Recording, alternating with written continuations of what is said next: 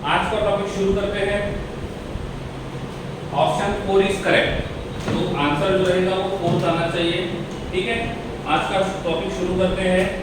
Okay, आज हमको जो पढ़ना है सबसे पहले मैटर। ठीक है, फर्स्ट थिंग जो हमको पढ़नी है वो पढ़नी है मैटर, और आई थिंक मैटर के बारे में हमने पढ़ लिया था। ठीक है, 2 लेक्चर पहले हमने मैटर के बारे में पढ़ लिया था। Matter is a substance which occupies space and having its own mass। ठीक है, तो मैटर के बारे में पढ़ के हो गया था। After that classification of matter. Matter is classified into 2 parts on the basis of physical property, on the basis of chemical property. तो मैटर को हमने 2 पार्ट में क्लासिफाई किया था, on the basis of chemical property and second is on the basis of physical property. On the basis of physical property it's classified into 3 parts. एक minute, I have to write properly। Okay, हमने matter के बारे में पढ़ा था। ठीक है, matter is classified into 2 parts on the basis of physical property and second on the basis of chemical property. On the basis of physical property first one was solid, second one was liquid and third one was gas। तो on the basis of physical property solid, liquid और gas ये हमारा हो गया था। ठीक है, okay. After that on the basis of chemical, on the basis of chemical हमने इसको 2 पार्ट में डिवाइड किया था। एक को हमने बोला था प्योर सब्सटेंस, एक को हमने बोला था प्योर सब्सटेंस और दूसरे को हमने बोला था मिक्सचर। यहाँ तक क्लियर है? सब्सटेंस और मिक्सचर यहाँ तक क्लियर है? यस और नो? यस है तो हैंड रेज करना है, नहीं है तो चैट बॉक्स में लिखना है। यहाँ तक हमारा पढ़ के हो गया था फिजिकल और केमिकल। ठीक है, आप यहाँ पे प्योर सब्सटेंस और मिक्सचर को देख सकते हो।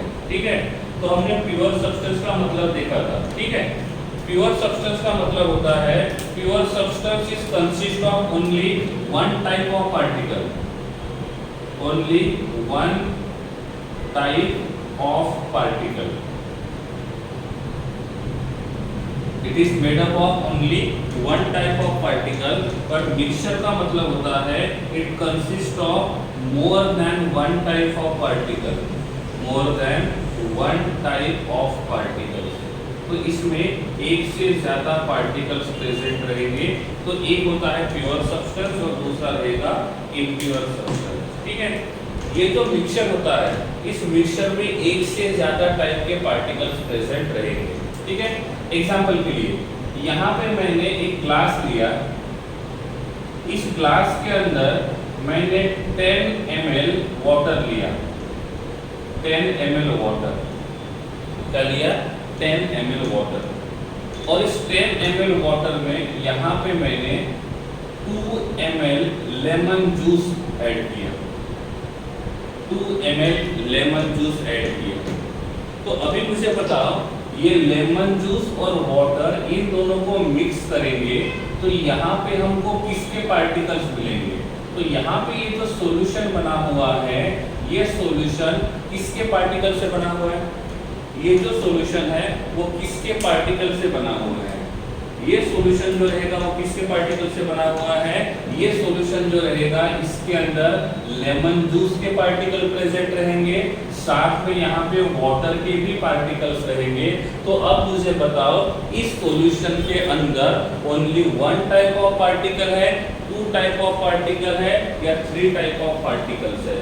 How many types of particles there? How many types of particles there? I am asking about types only. तो इसका मतलब यहाँ पे 2 टाइप के पार्टिकल्स है और जिसमें 2 टाइप के पार्टिकल्स रहेंगे उसको हम लोग क्या कंसीडर करेंगे?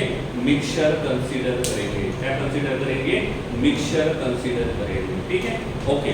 सेकंड थिंग, यहाँ पे हमने दूसरा बीकर लिया है, यहाँ पे हमने दूसरा बीकर लिया है।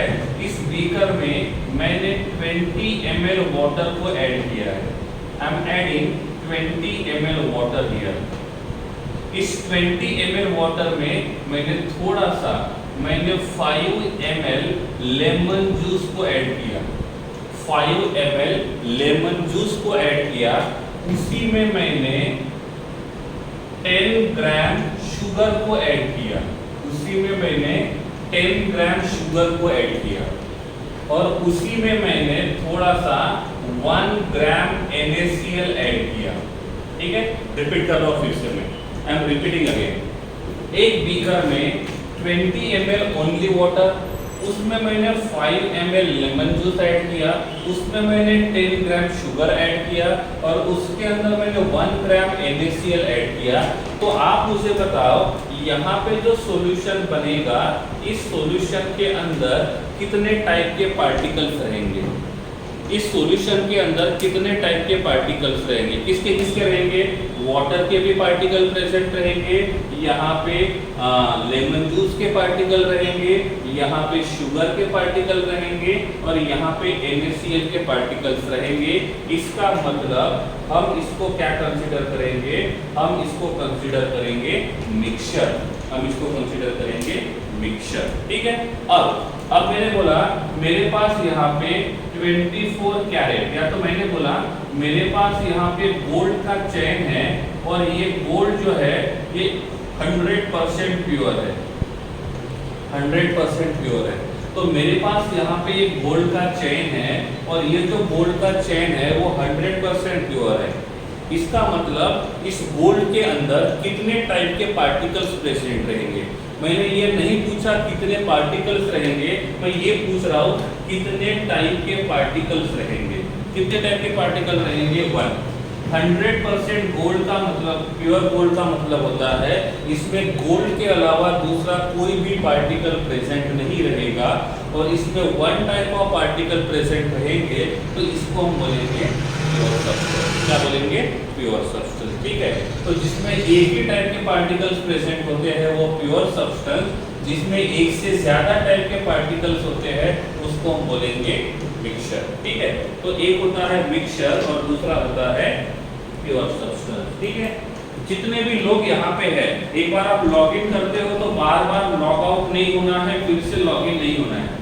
कुछ लोगों का थ्रू आउट द लेक्चर, कुछ लोगों का through out the lecture incoming outgoing शुरू रहता है, आते रहते हैं जाते रहते हैं, आते रहते हैं जाते रहते हैं। हाँ, ये बात हम मानते हैं ड्यू टू नेटवर्क इशू ऐसा हो सकता है, ड्यू टू नेटवर्क इशू ऐसा हो सकता है, लेकिन इतना नेटवर्क इशू कभी नहीं होता है, और इसलिए जो बार बार इन आउट होते हैं उनको यहाँ पे एंट्री नहीं मिलेगी। ठीक है, तो बी क्लियर, आप एक बार आते हो तो आपको वैसे ही रहना, बार बार आना जाना नहीं करना है। ठीक है, चलिए आगे बढ़ते हैं। तो ये हो गया प्योर सब्सटेंस और पार्टिकल के बीच का। अब देखो नॉर्मली वाटर कौन से स्टेट में होता है, नॉर्मली वाटर कौन से स्टेट में होता है, नॉर्मली वाटर कौन से स्टेट में होता है, नॉर्मली वाटर जो रहेगा वो कौन से स्टेट में रहेगा, नॉर्मली वाटर लिक्विड स्टेट में रहेगा। अब मैंने बोला यहाँ पे मैंने 2 ग्राम NaCl ऐड किया, मैंने 2 ग्राम NaCl ऐड किया। NaCl नॉर्मली कौन से स्टेट में होता है, NaCl नॉर्मली कौन से स्टेट में होता है, NaCl नॉर्मली कौन से स्टेट में होता है, नॉर्मली या सॉलिड स्टेट में होता है। तो यहाँ पे वाटर जो है वो लिक्विड स्टेट में है, NaCl जो रहेगा वो सॉलिड स्टेट में है, और NaCl और वाटर इन दोनों को मिक्स करेंगे, NaCl और वाटर इन दोनों को मिक्स करेंगे, तो यहाँ पे जो सॉल्यूशन बनेगा, इस सॉल्यूशन में कितने टाइप के पार्टिकल रहेंगे, यहाँ पे जो सॉल्यूशन बनाएंगे इस सॉल्यूशन में कितने टाइप के पार्टिकल्स रहेंगे, यहाँ पे 2 टाइप के पार्टिकल रहेंगे, एक पार्टिकल NaCl का रहेगा और दूसरा पार्टिकल H2O का रहेगा। इसका मतलब ये क्या रहेगा, मिक्सचर रहेगा। क्या रहेगा, मिक्सचर। ठीक है, अब देखो दोनों में डिफरेंस क्या है वो देखते हैं। ठीक है, अब मैंने बोला यहाँ पे NaCl सॉलिड स्टेट में है, वाटर जो रहेगा वो लिक्विड स्टेट में है। NaCl को वाटर में ऐड किया, वाटर में ऐड करने के बाद मैंने उसको स्टर किया, वाटर में ऐड करने के बाद मैंने उसको स्टर किया। ठीक है, तो मैंने इसको बोला रीजन X और इसको बोला मैंने रीजन Y। तो NaCl कहाँ पे मिलेगा, रीजन X में मिलेगा या रीजन Y में मिलेगा, NaCl जो रहेगा वो रीजन X में मिलेगा या रीजन रीजन Y में मिलेगा।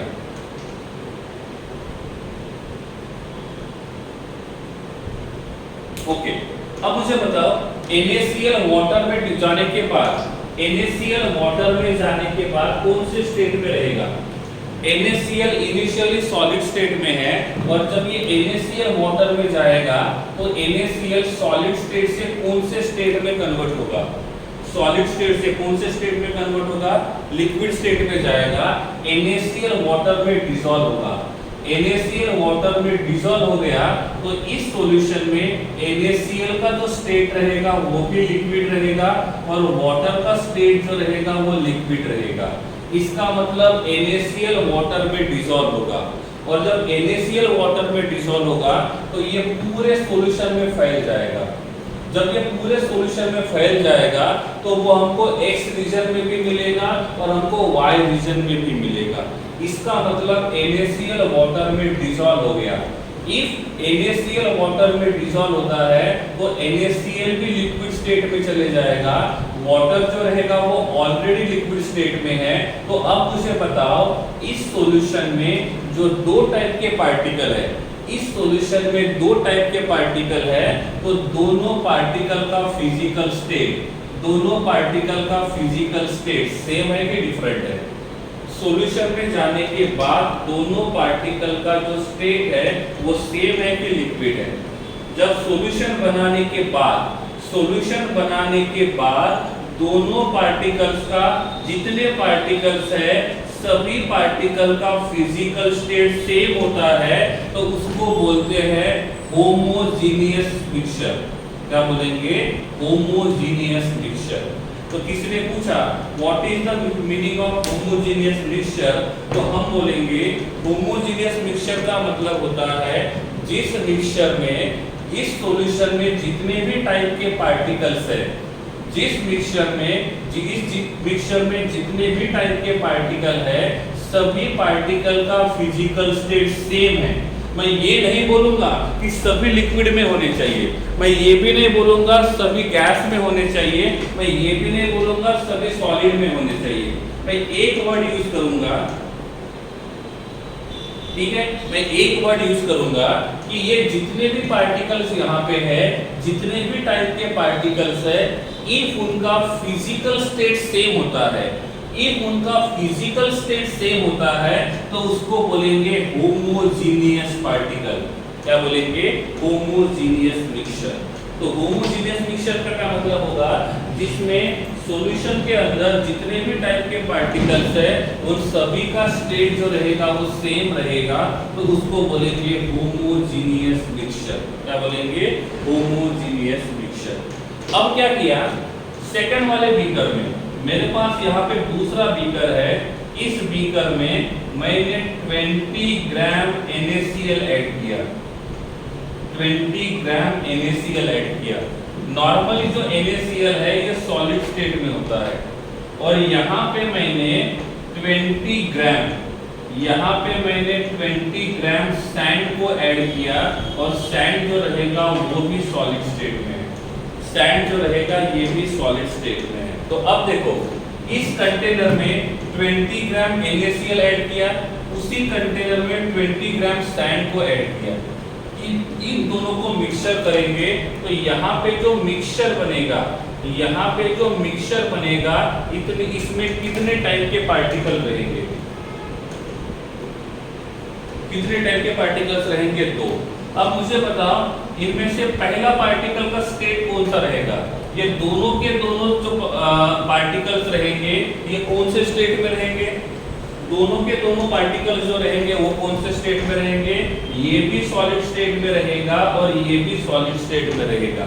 तो यहाँ पे जो हमको मिक्सचर मिला है, यहाँ पे जो हमको मिक्सचर मिला है उसमें जितने टाइप के पार्टिकल है सभी टाइप के पार्टिकल का फिजिकल स्टेट सेम है, और जब उनका फिजिकल स्टेट सेम रहेगा इसका मतलब हम उसको क्या बोलेंगे?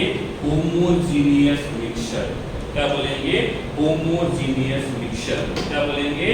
Homogeneous mixture. क्लियर है? ठीक है? हाँ, ठीक है। हाँ, अब नेक्स्ट एग्जांपल, मैंने बोला मेरे पास यहाँ पे कंटेनर है, मेरे पास यहाँ पे कंटेनर है, इस कंटेनर में मैंने 2 लीटर नाइट्रोजन गैस को ऐड किया, 2 लीटर नाइट्रोजन गैस को ऐड किया। यहीं पे मैंने 3 लीटर ऑक्सीजन गैस को ऐड किया, यहीं पे मैंने 3 लीटर ऑक्सीजन गैस को ऐड किया, और यहीं पे मैंने 4 लीटर Cl2 गैस को ऐड किया, 4 लीटर Cl2 गैस को ऐड किया। ये भी गैसीय स्टेट में है, ये भी गैसीय स्टेट में है, ये भी गैसीय स्टेट में है। तो यहाँ पे जो हमको मिक्सचर मिलेगा, यहाँ पे जो मिक्सचर मिलेगा उसमें कितने टाइप के पार्टिकल्स रहेंगे, यहाँ पे कितने टाइप के पार्टिकल्स रहेंगे, यहाँ पे कितने टाइप के पार्टिकल्स रहेंगे, यहाँ पे 3 टाइप के पार्टिकल्स रहेंगे। कौन से? यहाँ पे नाइट्रोजन के भी पार्टिकल रहेंगे, यहाँ पे ऑक्सीजन के भी पार्टिकल रहेंगे, और यहाँ पे क्लोरीन के भी पार्टिकल्स रहेंगे। अब मुझे बता, इस मिक्सचर में 3 टाइप के पार्टिकल्स है, क्या तीनों टाइप के पार्टिकल्स यहाँ जाने के बाद ये भी गैसीय स्टेट में रहेगा, ये भी गैसीय स्टेट में रहेगा, और ये भी गैसीय स्टेट में रहेगा? तो इस मिक्सचर को हम होमोजीनियस मिक्सचर बोलेंगे या हेट्रोजीनियस? उसको हम लोग होमोजीनियस बोलेंगे या हेट्रोजीनियस? होमोजीनियस, ठीक है।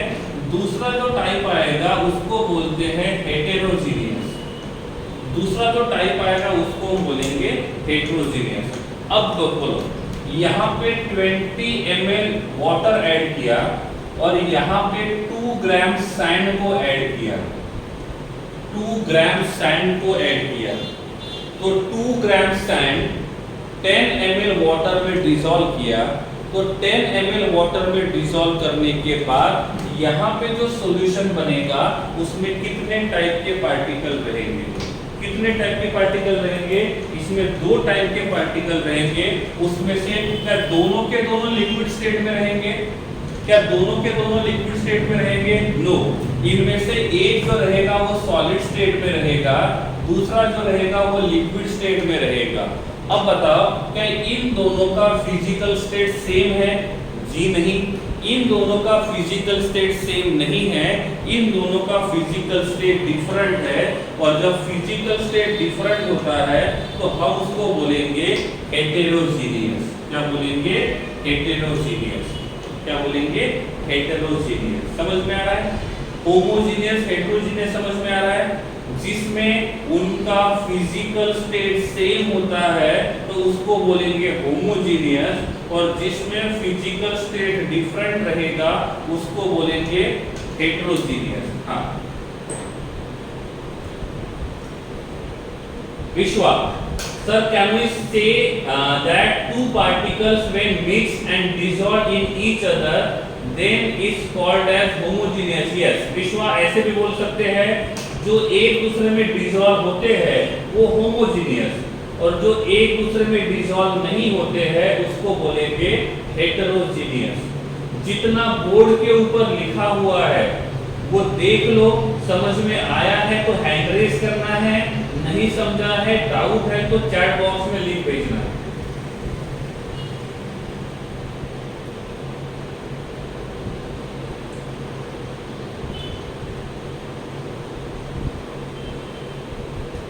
हैंड रेज करना है, समझ में आया है तो, नहीं समझा है तो चैट बॉक्स में लिख सकते हो।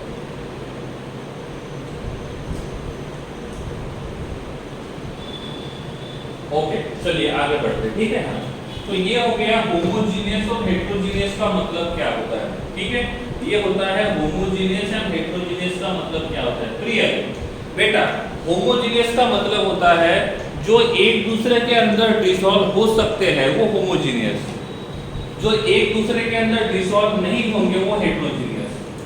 पानी के अंदर सैंड को ऐड करेंगे तो पानी के अंदर सैंड को ऐड करेंगे तो वो डिसॉल्व नहीं होगा, और इफ वो डिसॉल्व नहीं होगा इसका मतलब वो हेटेरोजीनियस।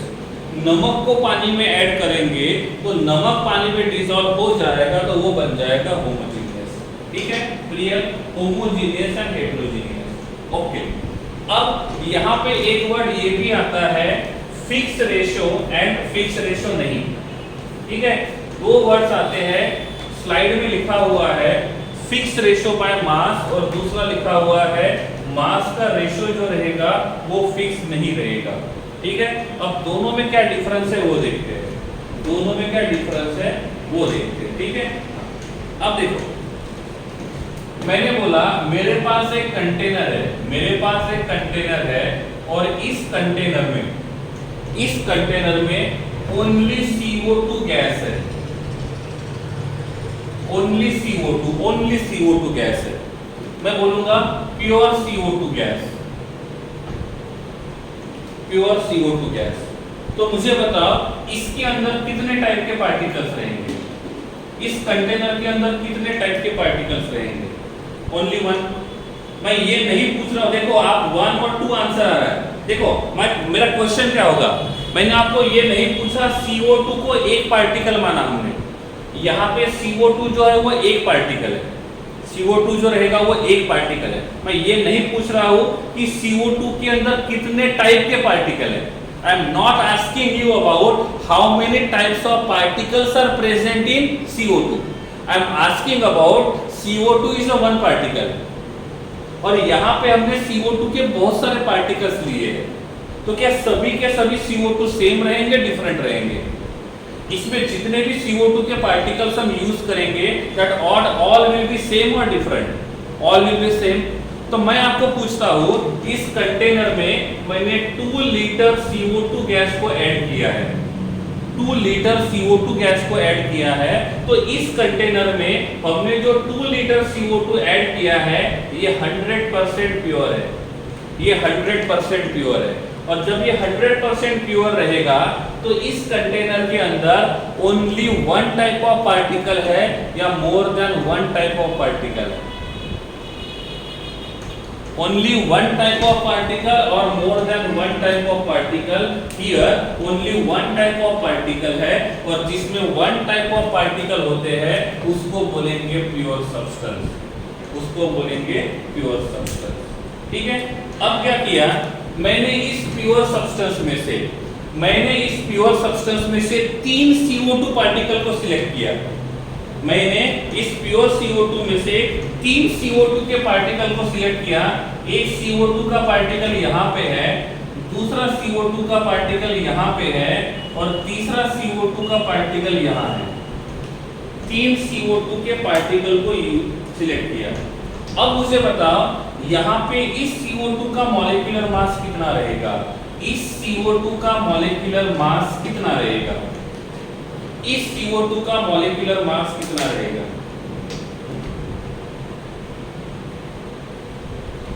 कितना रहेगा? इस CO2 का मॉलिक्यूलर मास कितना रहेगा? कैसे फाइंड करेंगे, कैसे फाइंड करेंगे? कार्बन प्लस ऑक्सीजन, कार्बन का मास होता है 12, ऑक्सीजन का होता है 16 और इस ऑक्सीजन का रहेगा 16।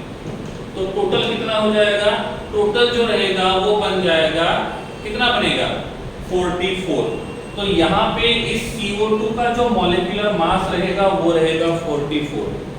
ठीक है, तो यहाँ पे इस CO2 का जो मॉलिक्यूलर मास रहेगा वो कितना रहेगा? 44।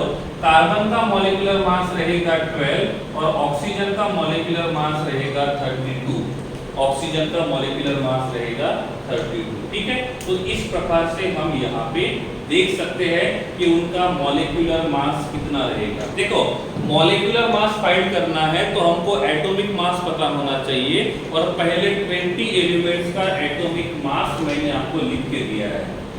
पहले 20 एलिमेंट्स का एटॉमिक मास नंबर आपको लिख के दिया हुआ है। ठीक है, ऐसे तो इस प्रकार से हम यहाँ पे देख सकते हैं कि उनका मॉलिक्यूलर मास जो रहेगा वो कितना रहेगा। ठीक है, mixture and pure substance clear है। मिक्सचर का मतलब जिसमें मोर देन वन टाइप के पार्टिकल रहेंगे और प्योर सब्सटेंस का मतलब होता है जिसमें ओनली वन टाइप के पार्टिकल्स रहेंगे। Point number 3 and point number 4 दोनों को देख लो स्क्रीन के ऊपर। प्रेजेंटेशन में पॉइंट नंबर 3 और पॉइंट नंबर 4 को अच्छे से देख लो, उसमें से कुछ नहीं समझाया तो पूछो। Point number 3 and point number 4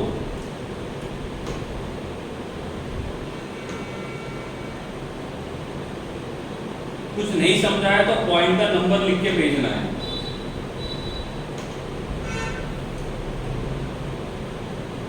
Shantanu, molecular mass कैसे कैलकुलेट करते हैं वो, इसके लिए मैंने 2 दिन पहले का टी स्कूल पे आप वीडियो देख लेना, उसमें मैंने ये समझाया था कि मॉलिक्यूलर मास को कैसे कैलकुलेट करते हैं, ठीक है। तो यहाँ पे हम वो रिपीट नहीं करेंगे क्योंकि उसके बहुत सारे एग्जांपल्स मैंने यहाँ पे लिए थे, ठीक है। तो एक होता है प्योर सब्सटेंस, दूसरा होता है mixture. Now pure substance is classified into 2 parts. Now this pure substance is classified into 2 parts. Pure substance is classified into 2 parts. एक होता है एलिमेंट और दूसरा होता है कंपाउंड। एक होता है एलिमेंट और दूसरा होता है compound. One is element and second is compound, ठीक है। अब एलिमेंट का मतलब क्या होता है और कंपाउंड का मतलब क्या होता है वो आगे देखेंगे, ठीक है। कंपाउंड का मतलब, एलिमेंट का मतलब होता है it neither be created nor be destroyed, it neither be created nor destroyed. तो एलिमेंट का मतलब होता है जो अकेला प्रेजेंट है, जो अकेला प्रेजेंट रह सकता है, जो सिंगल प्रेजेंट रह सकता है, उसको बोलेंगे एलिमेंट। अब देखो यहाँ पे जो सोडियम है, यहाँ पे जो सोडियम है, ये सोडियम Na के फॉर्म में होता है, सोडियम Na2 के फॉर्म में होता है, या सोडियम Na4 के फॉर्म में होता है। सोडियम जो रहेगा वो कौन से फॉर्म में प्रेजेंट होता है, Na, Na2 या Na4। सोडियम कौन से फॉर्म में प्रेजेंट होता है, Na, Na2 या Na4। तो sodium is present in the form of Na, sodium is present in the form of Na, sodium is present in the form of Na। Hydrogen कौन से form में present रहेगा, H, H2 या H3। Hydrogen nature में कौन से form में मिलेगा, H, H2 या H3। हाइड्रोजन नेचर में कौन से फॉर्म में मिलेगा, हाइड्रोजन नेचर में H2 के फॉर्म में मिलता है, हाइड्रोजन नेचर में H2 के फॉर्म में मिलता है, वो H के फॉर्म में नहीं मिलेगा, H3 के फॉर्म में भी नहीं मिलेगा। नाइट्रोजन कौन से फॉर्म में मिलता है, N के फॉर्म में मिलेगा, N2 के फॉर्म में मिलेगा, N3 के फॉर्म में मिलेगा। नाइट्रोजन एटमॉस्फेयर में N के फॉर्म में मिलता है, N2 के फॉर्म में मिलता है, N3 के फॉर्म में मिलता है। नाइट्रोजन गैस जो होता है वो N2 के फॉर्म में मिलता है, कौन से फॉर्म में मिलता है, N2 के फॉर्म में मिलता है, ठीक है। अब मुझे बताओ नेचर में जो वाटर है, नेचर में जो वाटर है वो कौन से फॉर्म में मिलता है, H3O के फॉर्म में मिलता है, H2O के फॉर्म में मिलता है, या H2O2 के फॉर्म में मिलता है।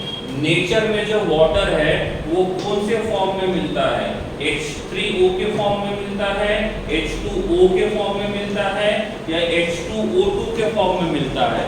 तो वो मिलता है H2O के फॉर्म में। नेचर में जो मीथेन गैस है, नेचर में जो मीथेन गैस है, नेचर में जो मीथेन गैस है वो कौन से फॉर्म में मिलता है, CH4 के फॉर्म में मिलता है, CH3 के फॉर्म में मिलता है, या CH5 के फॉर्म में मिलेगा। नेचर में जो मीथेन गैस रहेगा वो कौन से फॉर्म में मिलेगा, वो CH4 के फॉर्म में मिलेगा। नेचर में जो कार्बन मिलता है वो C के फॉर्म में मिलता है, C2 के फॉर्म में मिलता है, या C4 के फॉर्म में मिलता है। नेचर में जो कार्बन रहेगा वो कौन से फॉर्म में मिलेगा, नेचर में जो कार्बन रहेगा वो C के फॉर्म में मिलेगा। नेचर में जो कैल्शियम है, नेचर में जो कैल्शियम है वो Ca के फॉर्म में मिलेगा, Ca2 के फॉर्म में मिलेगा, या Ca5 के फॉर्म में मिलेगा। नेचर में जो कैल्शियम है वो Ca के फॉर्म में मिलेगा, Ca2 के फॉर्म में मिलेगा, या Ca5 के फॉर्म में मिलेगा। तो नेचर में जो कैल्शियम है वो Ca के फॉर्म में मिलेगा, नेचर में जो कैल्शियम है वो Ca के फॉर्म में मिलेगा। अब देखो एलिमेंट का मतलब होता है जो अकेला एग्जिस्ट कर सकता है। एलिमेंट का मतलब क्या होता है, जो अकेला एग्जिस्ट कर सकता है, जो अकेला खुद का एग्जिस्टेंस रख सकता है वो एलिमेंट। जो अकेला एग्जिस्ट नहीं रह सकता है, जो जिसमें एक से ज्यादा पार्टिकल्स होते हैं, उसको हम बोलेंगे मॉलिक्यूल। ठीक है, सिंपल तरीका ये है, देखो सिंपल तरीका ये है, जिसका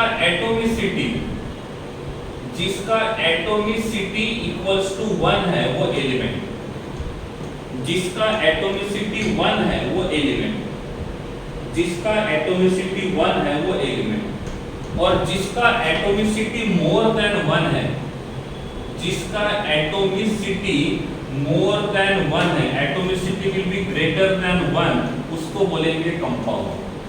समझ में आ रहा है? क्लियर है?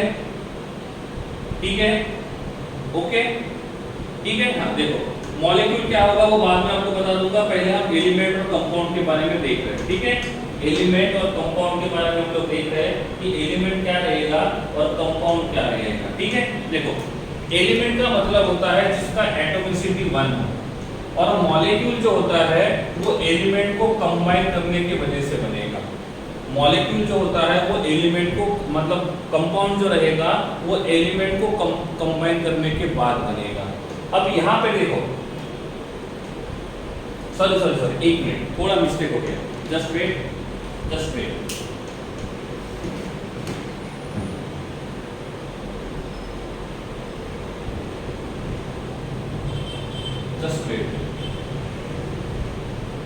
ठीक है, इधर करना।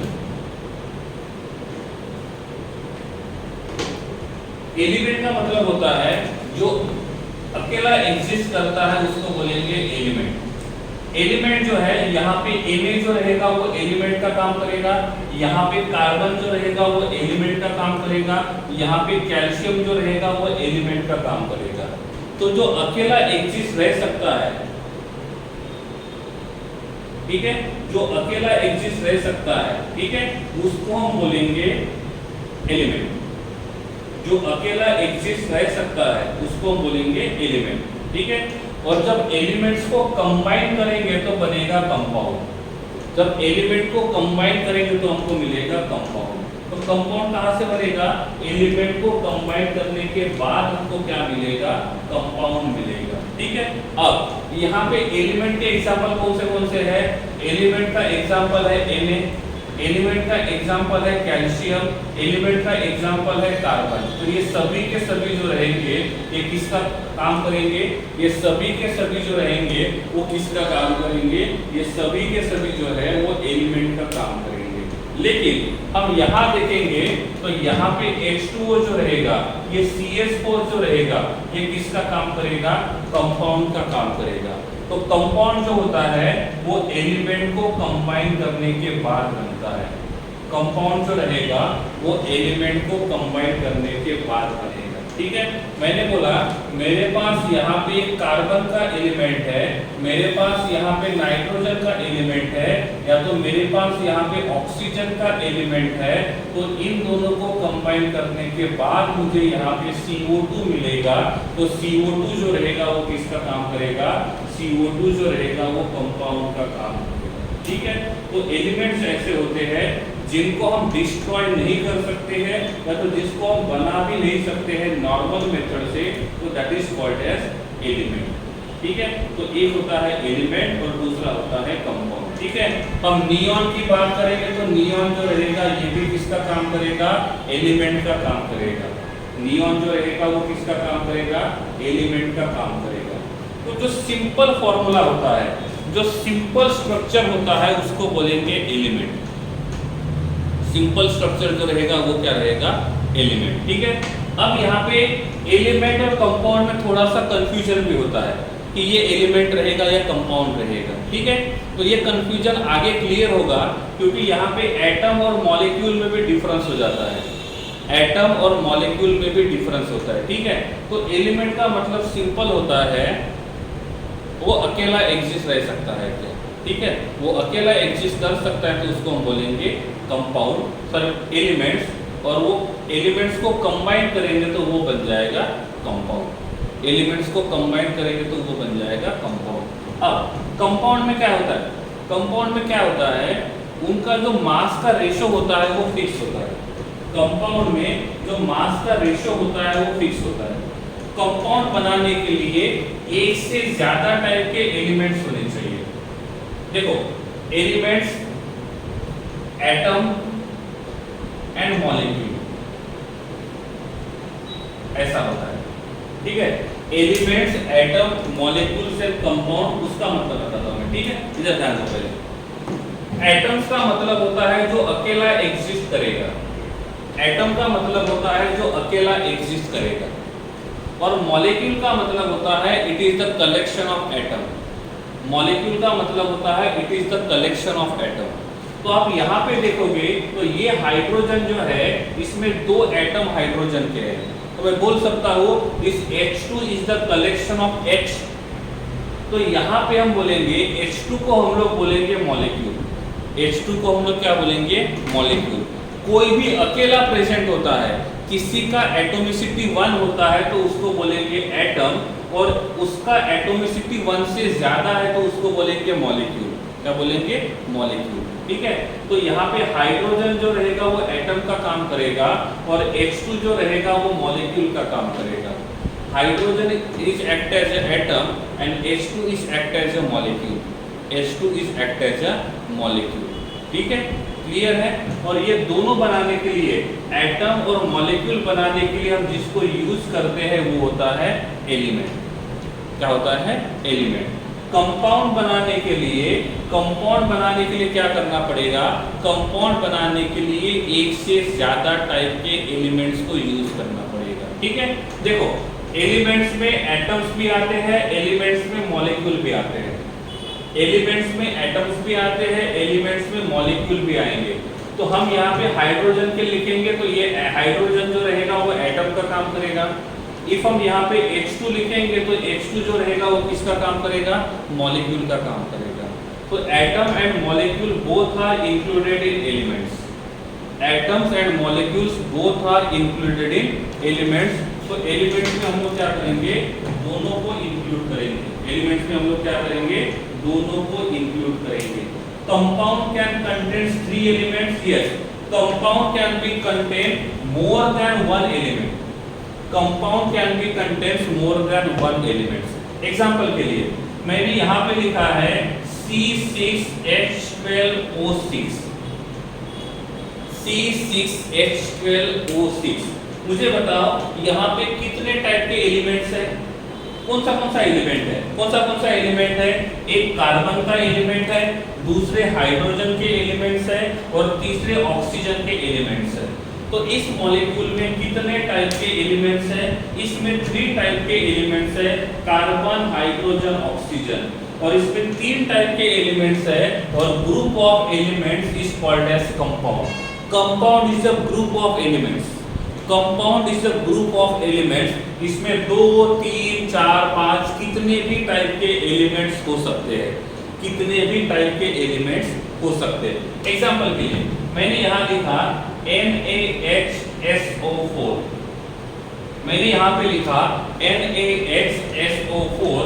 इसमें मुझे बताओ कितने टाइप के एलिमेंट्स हैं?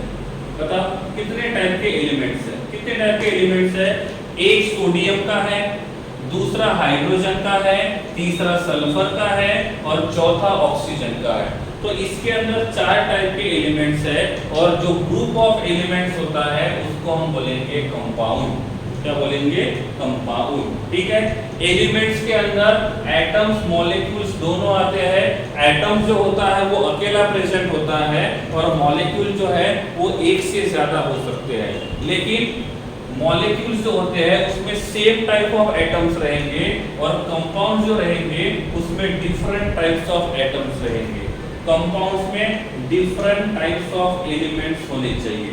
कंपाउंड्स में डिफरेंट टाइप्स ऑफ एलिमेंट्स होने चाहिए, ठीक है। डिफरेंट टाइप्स ऑफ एलिमेंट्स होने चाहिए कंपाउंड में। एलिमेंट और कंपाउंड क्लियर है तो हैंड रेज करो, नहीं तो डाउट पूछो।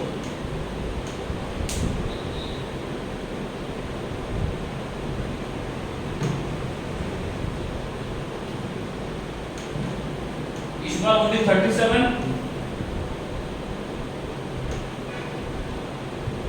ओके, कोई बात नहीं, ठीक है।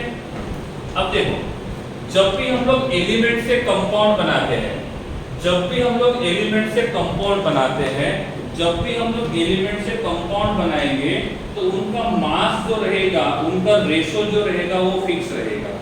अब देखो मैंने बोला है कार्बन का रिएक्शन करके, कार्बन का रिएक्शन ऑक्सीजन के साथ करेंगे, कार्बन का रिएक्शन ऑक्सीजन के साथ करेंगे तो प्रोडक्ट क्या मिलेगा, प्रोडक्ट क्या मिलेगा CO2, प्रोडक्ट क्या मिलेगा CO2।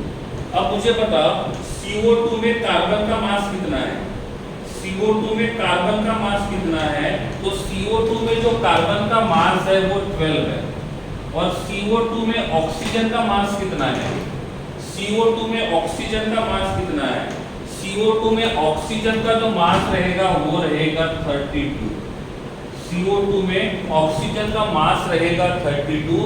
इफ हम इनका सिंपल रेशो निकालते तो क्या होगा, इफ हम इनका सिंपल रेशो निकालते तो क्या होगा, ये बन जाएगा 6/16 और ये बन जाएगा 3/8। तो यहाँ पे हमने जो कंपाउंड बनाया है, यहाँ पे जो हमने कंपाउंड बनाया है, इस कंपाउंड में कार्बन और ऑक्सीजन का जो रेशो रहेगा, कार्बन और ऑक्सीजन के मास का रेशो जो रहेगा वो कितना होना चाहिए, यहाँ पे कार्बन और ऑक्सीजन के मास का रेशो होना चाहिए 3.8।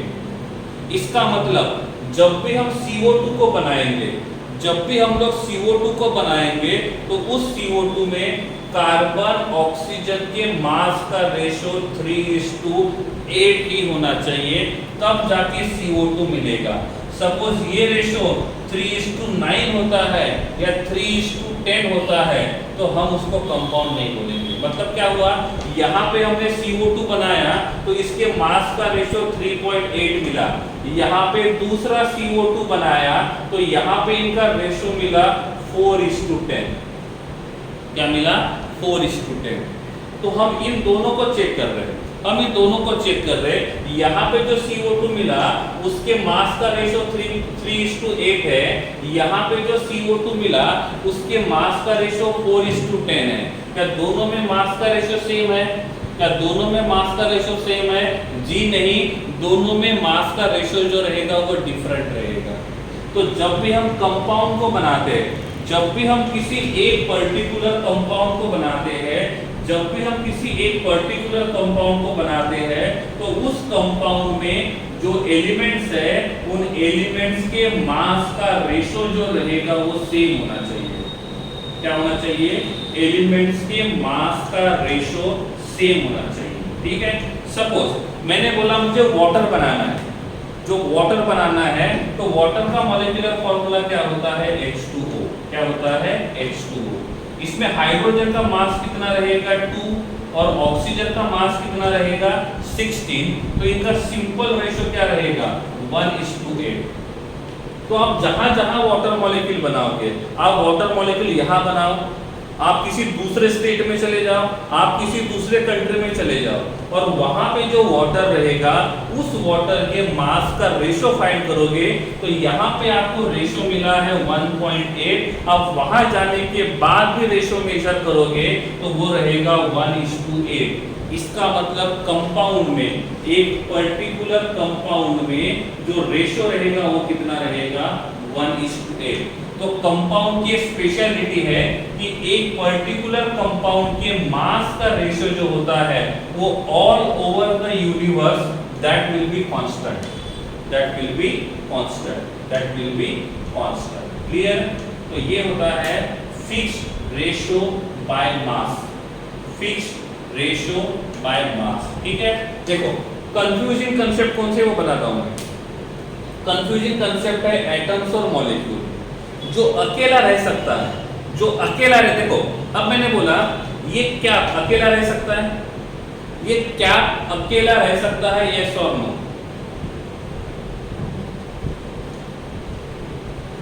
अरे ये अकेला रहेगा तो इसको कुछ फर्क पड़ेगा? ये क्या अकेला रहेगा तो इसको कुछ फर्क पड़ेगा? कुछ फर्क पड़ेगा? सूख जाएगा, टूट जाएगा, ऐसा कुछ फर्क पड़ेगा? फर्क नहीं पड़ेगा। लेकिन ये वाला पेन बिना कैप से रहेगा तो इसको फर्क पड़ेगा, ये वाला पेन बिना कैप से रहेगा तो इसको फर्क पड़ेगा। यस, ये कैप के साथ रहेगा तो ये ड्राई नहीं होगा, और ड्राई नहीं होगा तो लिखने के काम आएगा।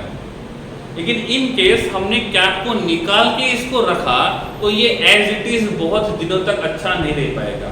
इसका मतलब ये जो पेन है ये अकेला एग्जिस्ट नहीं करेगा, लेकिन ये कैप के साथ एग्जिस्ट कर सकता है। जो अकेला एग्जिस्ट करेगा, जो अकेला एग्जिस्ट करता है वो एटम, और जो अकेला एग्जिस्ट नहीं करेगा, जो कंबाइंड स्टेट में रहेगा, वो रहेगा मॉलिक्यूल। मैंने लिखा यहाँ पे Na क्या है, तो Na को एटम बोलेंगे। क्या बोलेंगे? एटम। हाइड्रोजन जो रहेगा वो अकेला एग्जिस्ट नहीं करेगा, तो ये बन जाएगा H2। तो यहाँ पे हाइड्रोजन एटम का काम करेगा, यहाँ पे हाइड्रोजन किसका काम करेगा? मॉलिक्यूल का काम करेगा। क्लियर हो गया? Atom, molecule, element and compound. Atom, molecule, element and compound. Clear? किसी ने मुझे पूछा था मॉलिक्यूल के बारे में, अब क्लियर है बेटा?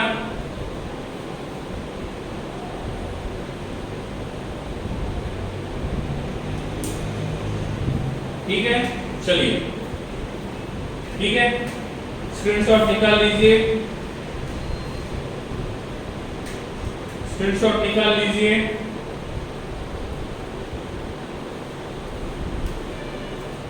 प्रेजेंटेशन का स्क्रीनशॉट निकाल लीजिए। रिमेनिंग पॉइंट्स हम कल एक्सप्लेन करेंगे, ठीक है? तो आज के लिए इतना ही, मिलते हैं नेक्स्ट क्लास में। Thank you so much.